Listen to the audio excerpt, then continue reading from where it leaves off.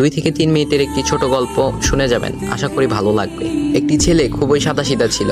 সে একটি দোকানে চাকরি করত। ছেলেটির বেতন ছিল মাত্র 5,000 টাকা। ছেলেটির দোকানের সামনে দিয়ে প্রতিদিন একটি মেয়ে স্কুলে যেত।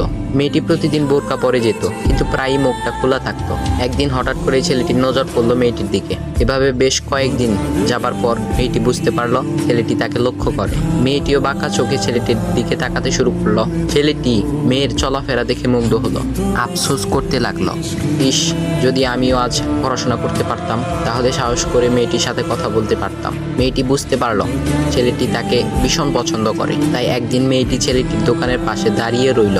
তখন ছেলেটি দুপুরের খাবার খাওয়ার জন্য দোকানের বাইরে আসে। সে চায়ের দোকানে গিয়ে 5 টাকার একটি রুটি খেয়ে পানি পান করে আসতে লাগলো। তখন মেয়েটি তার কাছে গেল। তুমি ভাত খেলে না, রুটি দিয়ে পেট ভরবে? তখন ছেলেটি মেয়েটিকে দেখে অবাক হয়ে গেল। তখন ছেলেটি বলল, আমি ভাত খেলে আমার মা, বাবা আর ছোট বোনকে কি খাওয়াবো? মেয়েটি শিক্ষিত, তাই অল্পতেই বুঝে গেল। সে হাত ধরে বলতে লাগলো, তাহলে তুমি যে আমাকে পছন্দ করো, আমাকে কি খাওয়াবে? তখন ছেলেটি বলল, আমি তো তোমাকে আপন করে পাওয়ার জন্য দেখি না, কারণ সে যোগ্যতা আমার নেই। তবে এটা সত্যি যে তোমাকে দেখলে আমার খুব ভালো লাগে, তাই দেখি। মেয়েটি ছেলেটির কথা শুনে চোখের পানি ধরে রাখতে পারলো না। সে বুঝে গেল ছেলেটির চরিত্র ও ভাবনা অনেক সুন্দর। সেদিন মেয়েটি চলে গেল। বাসায় গিয়ে রাত্রিবেলা মেয়েটি অসুস্থ হয়ে পড়ল। পরে তাকে ডাক্তারের কাছে নিয়ে আসা হলো। বলা হলো মেয়েটার 2টি কিডনি নষ্ট হয়ে গেছে।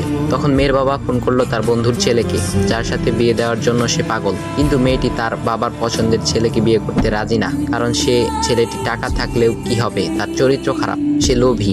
এদিকে মেয়েটির কোনো লোভ ছিল না। যাই হোক, হবু জামাই আসার পর তাকে সব খুলে বলল, তোমার থেকে একটি কিডনি খুলে আমার মেয়েকে দাও। তুমি তো বলছো আমার মেয়েকে তুমি অনেক ভালোবাসো, তাকে পেলে তুমি ভালো হয়ে যাবে, তাহলে আজ পরীক্ষা দাও। তখন ছেলেটি বলল, আমি আপনার রোগা মেয়েকে বিয়ে করতে পারবো না, আমার কি সুস্থ মেয়ের অভাব নাকি? এ বলে সে চলে গেল। বাবা তখন কেঁদে কেঁদে মেয়ের কাছে সব খুলে বলল। মেয়েটি বলল, বাবা তুমি কেঁদো না, একটা পথ এখনো আছে, আমাদের সামনে মোড়ে বড় একটা দোকান আছে না, তুমি সেখানে যাও। সেখানে যে তাইয়ুব নামের একটা ছেলে আছে, তাকে নিয়ে আসো, আমার কথা বলো। তখন মেয়েটির বাবা ছেলেটিকে নিয়ে আসলো।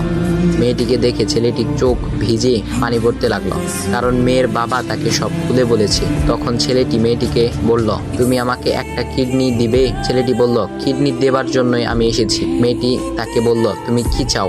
ছেলেটি বলল, তুমি সুস্থ হয়ে আমার দোকানের সামনে দিয়ে যাবে, আর দূর থেকে আমি তাকিয়ে দেখব, এই অনুমতিটুকু চাই।